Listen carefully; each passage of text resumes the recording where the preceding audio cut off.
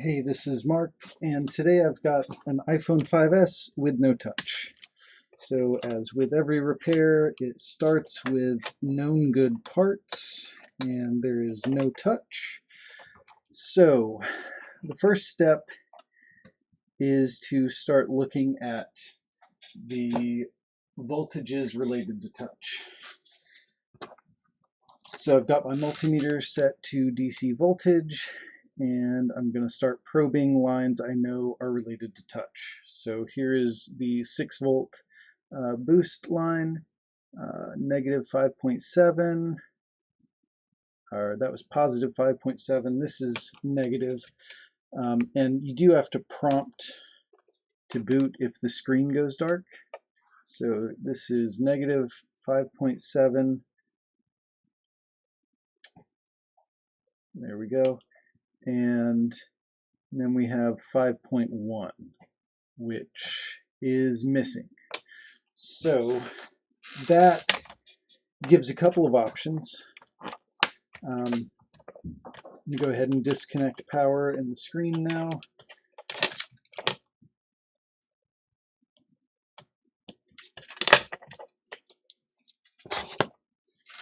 And I'm going to switch the multimeter to diode mode and check this 5.1 line with no power.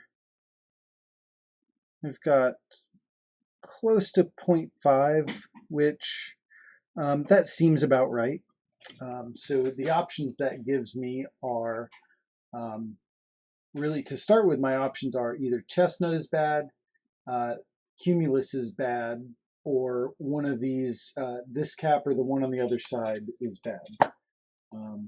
So if I look at ZXW, I've already got the line highlighted. We have chestnut, cumulus, this cap, and that cap. And those are really what is on the line that can fail. And I would expect if one of the caps failed, I would be getting a really low reading in diode mode on that line. And since I'm not, that leaves one of these two chips as the cause for the failure. And I'm just going to go with chestnut first. I don't know if that's actually going to solve it. But that is, it seems more likely to me that chestnut is doing its job and cumulus has failed, rather than just one single line out of chestnut has failed. I could be wrong, I don't know. So I guess we're going to find out. So like with any chip removal, I always add flux. It just helps more evenly disperse the heat, and I don't know, it seems like the chips come off better.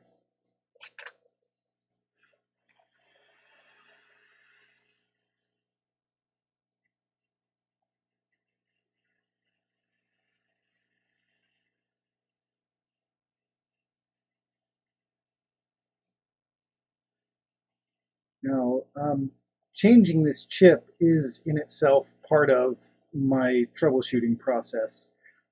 So, removing the chip, I'm not going to be able to take any measurements really to see if that made a difference. It'll probably have changed the, excuse me, changed the resistance on that line a little bit, but not really enough to really give me any more information about whether or not that was the source of the short or failure. If diode mode had been really low, then I would be removing components and looking with the multimeter to see if that made a change, if that made the the resistance go higher. But since it wasn't really a short, the multimeter is not going to tell me much with the chip off.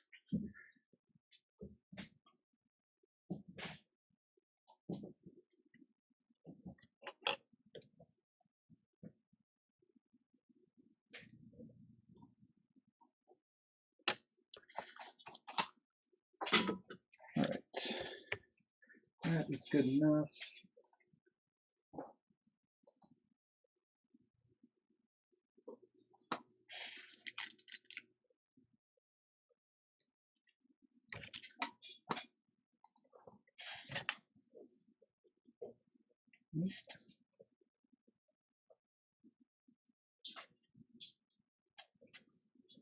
I'm going to add just a little bit more flux.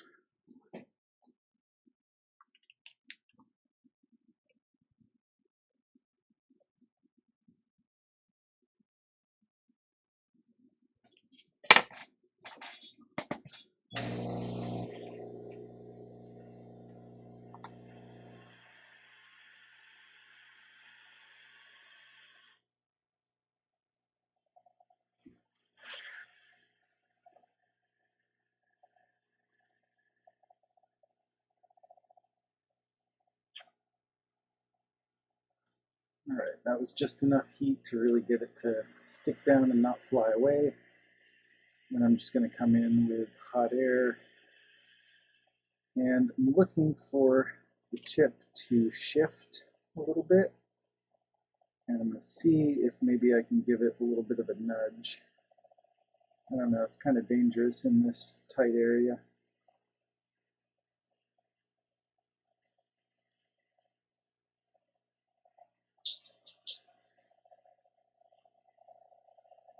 You can see that flux starting to kind of breathe and bubble under the chip, so that tells me it should be ready soon.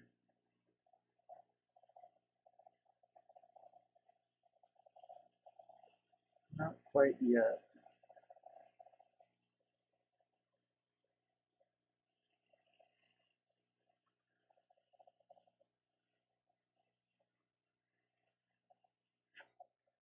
All right, that's taken longer than I want, so I'm going to bump my air up 10 degrees.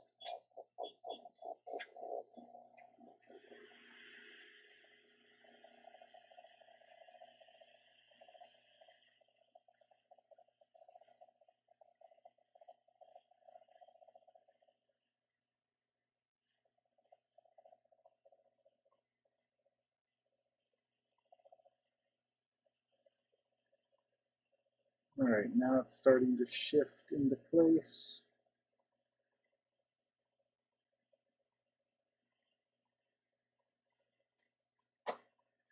There, I gave it a little nudge and it snapped back into place. So that should be good now. I'm happy with that placement. Now we just need to see, does it work?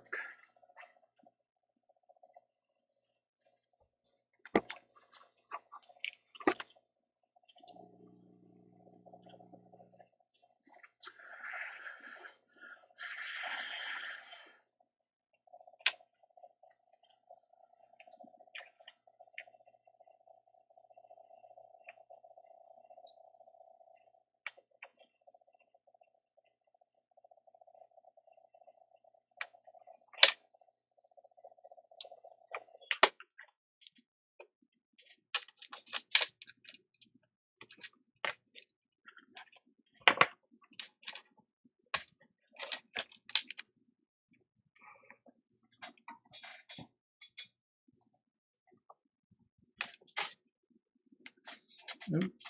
Stupid camera.